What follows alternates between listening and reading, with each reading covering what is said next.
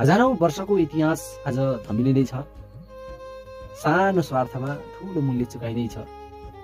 पहाडका हरियाली डाँडा आज उजाड बन्दैछ।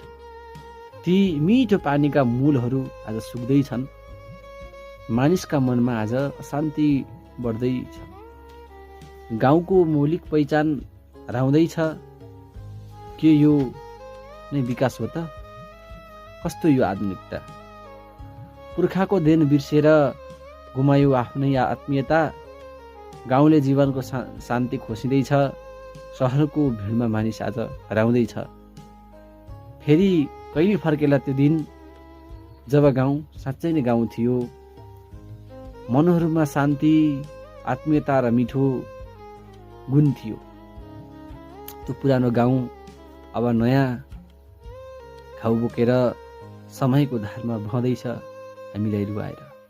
त्यो पुरानो गाउँ अब नयाँ घाउ बोकेर समयको धारमा बहँदैछ हामीलाई रुवाएर। धन्यवाद।